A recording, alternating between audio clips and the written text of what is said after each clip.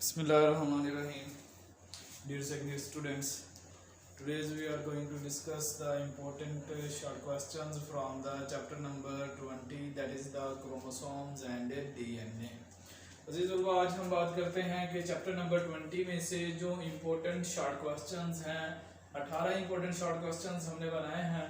तो सबसे पहला है जिसको हम कहते हैं हेट्रोक्रोमेटिन एंड यूक्रोमेटिन। इसमें जो डिफरेंशिएशन है, हेट्रोक्रोमेटिन हम कहते हैं it is the highly condensed part of the DNA and it is never expressed and loosely dispersed part of the chromosome that is actively expressed, it is called the euchromatin। और इसी ही तरह से next है karyotype. हम कहते हैं arrangement जो है, arrangement of chromosomes, arrangement of the chromosomes on the basis of size, shape and number, it is called karyotype। The total number of the chromosomes arranged according to the size and shape, it is called karyotype of an organism। और इसी ही तरह से what is the nucleosome. हम कहते हैं nucleosome में मौजूद होता है core of 8 histone proteins. The core of 8 histone proteins wrap around the DNA. के हम कहते हैं कि DNA is wrapped around a core of the 8 histone protein. For example अगर हम देखें, ये एक हिस्टोन प्रोटीन का गोल बॉल लाइक स्ट्रक्चर है, तो डीएनए जब इसके ऊपर 2 चक्कर मुकम्मल करता है तो हम इसको कहते हैं इट इज द न्यूक्लियोसोम। इसी ही तरह से नेक्स्ट है न्यूक्लियोटाइड। हम इसे कहते हैं स्मॉल यूनिट ऑफ डीएनए और आरएनए, जो कि 3 बेसिक कंपोनेंट से मिलकर बनता है। और हम देखते हैं कि इसमें पाई जाती है पेंटोज शुगर, इसमें पाई जाती है nitrogenous bases and phosphate group. The combination of these 3 things it is called the nucleotide। As for example अगर हम देखें तो सपोज किया कि ये हम एक नाइट्रोजनस बेस पेंटोज शुगर बना लेते हैं और इस पेंटोज शुगर के अपर एंड पर सपोज किया यहाँ पर कोई भी नाइट्रोजनस बेस को अटैच कर दिया जाए और इसी तरह से इस एंड पर फॉस्फेट ग्रुप अटैच हो, तो ये कहलाता है न्यूक्लियोटाइड। इसी तरह से what is the encyclopedia of the DNA. इससे मुराद ये है कि हमारे डीएनए में कितनी इंफॉर्मेशन स्टोर हो सकती है। जैसे देखते हैं कि हमारी बॉडी के अंदर पाए जाने वाले डीएनए के न्यूक्लियोटाइड्स की तादाद बहुत ज्यादा है, तो हम देखते हैं कि डीएनए में मौजूद न्यूक्लियोटाइड अगर एक वर्ड के बराबर हो तो हमारी बॉडी में जितना डीएनए मौजूद है इससे 280 बुक्स जो है वो लिखी जा सकती हैं और उन 280 बुक्स में थाउजेंड्स पेजेस हों और हर पेज पर हम देखते हैं 500 वर्ड्स हों, तो इतनी ज़्यादा इंफॉर्मेशन हमारे डीएनए में आ सकती है। और इसी तरह से नेक्स्ट है ट्रांसफॉर्मेशन। ट्रांसफॉर्मेशन से मुराद ये है कि transfer of the genetic material, transfer of genetic material from one organism to another or from the cytoplasm to the an organism। for example मिसाल के तौर पर जैसे हम देखते हैं in Griffith experiments R form of the Streptococcus pneumoniae changes into the S form of the bacteria। तो इस तरह से ट्रांसफॉर्मेशन या ट्रांसफॉर्मिंग प्रिंसिपल की डेफिनेशन हो जाएगी। नेक्स्ट है फास्फोडाइएस्टर बॉन्ड। हम कहते हैं it is the bond between 2 nucleotides. 2 nucleotides के दरमियान में जो बॉन्ड होगा ये फॉस्फोडाइएस्टर बॉन्ड कहलाता है। And next one is the work of the Erwin Chargaff in the development of DNA structure.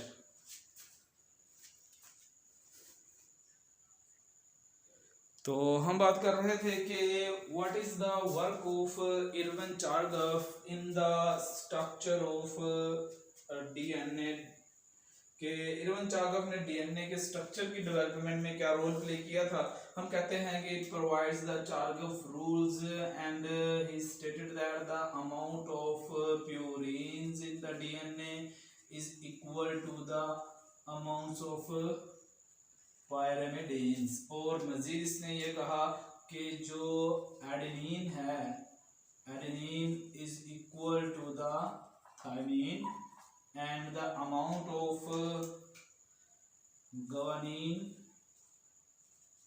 is equal to the amount of cytosine. It is called the Chargas rule.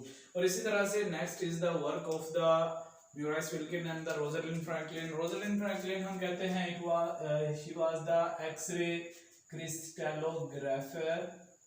She was X-ray crystallographer and it provide the basic raw data about the structure of DNA molecule that was provided by the Watson and Crick. Watson and Crick ने जो DNA के sample Rosalind Franklin को दिए, इन्होंने उसको x ray crystallography के जरिए से एनालाइज किया और उसकी कुछ इंफॉर्मेशन इनके साथ शेयर की। इन्होंने कहा it is the double helix and its diameter is the 2 nanometre. So ये बेसिक इंफॉर्मेशन थी जो रोजलिन फ्रैंकलिन ने डेवलप की इन the structure of the DNA. इस तरह से वाटसन एंड क्रिक ने डीएनए का मॉडल पेश किया। हम इसे कहते हैं it is the double helical model, जिसमें हम कहते हैं कि DNA is a double helix और इसी तरह से it comprises of the 2 anti parallel strands. हमने शॉर्ट क्वेश्चंस के पॉइंट ऑफ व्यू से कोई से 2 main postulate Watson and Crick के मॉडल के इसमें लेबल कर देने हैं। और इसी तरह से next what is the semi conservative replication. Semi conservative replication is a type of the replication in which the parent DNA molecule separates its both parental strand and the one parental strand moves in the one daughter DNA and the other parental strand moves in the other daughter DNA. It is called semi conservative replication. जबकि conservative replication में हम ये देखते हैं कि parental DNA remains intact, parental DNA remain intact, ये वैसे का वैसे ही रहता है और daughter DNA comprised of the both newly synthesised strand.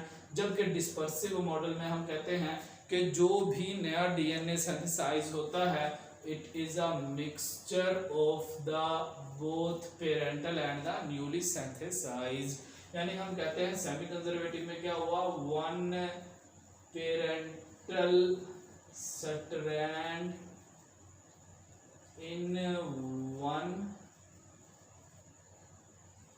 daughter DNA and the other parental strand moves in the other daughter DNA.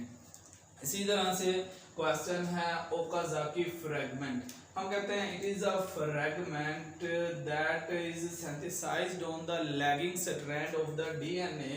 यानी हम कहते हैं on the lagging strand of DNA, the synthesis of DNA is discontinuous and it is called Okazaki fragments. हम देखते हैं Okazaki fragments की जो length है ये मौजूद होती है 1000 से 2000 in the eukaryotes and 100 to 200 in the prokaryotes.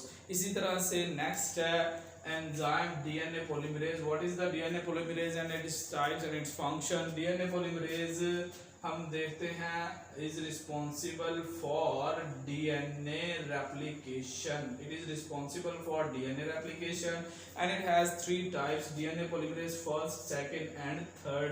Third को हम कहते हैं it is the true replicating enzyme and DNA polymerase first and second plays the supporting role in the DNA replication. Next question है one gene one polypeptide hypothesis. इसमें हम बात करते हैं कि वन जीन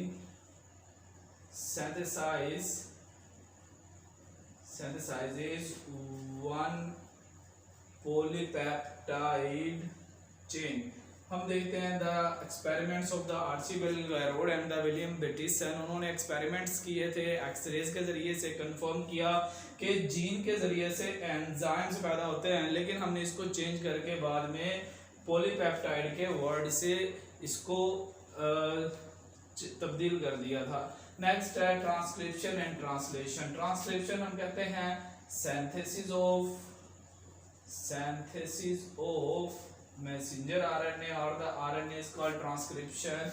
और इसी तरह से हम अगर कहें the synthesis of protein is called translation. और इसी तरह से हम कहते हैं coding strand, it is the strand whose sequence is copied in the messenger RNA। The strand that is copied in the messenger RNA, it is the coding strand, or it is the sense strand, and the opposite strand to the coding strand that act as template, so it is the called template strand, and the transcriptional enzyme works on the template strand। Genetic code हम कहते हैं it is the triplet of 3 nucleotide that specify a specific amino acid. तो इस तरह से genetic code की definition हो गई। इसके 2 या 3 कैरेक्टर्स दिए हैं, universal genetic code and the non universal genetic code. जैसे हम कहते हैं कि AUG start codon, it is the universal codon में आता है।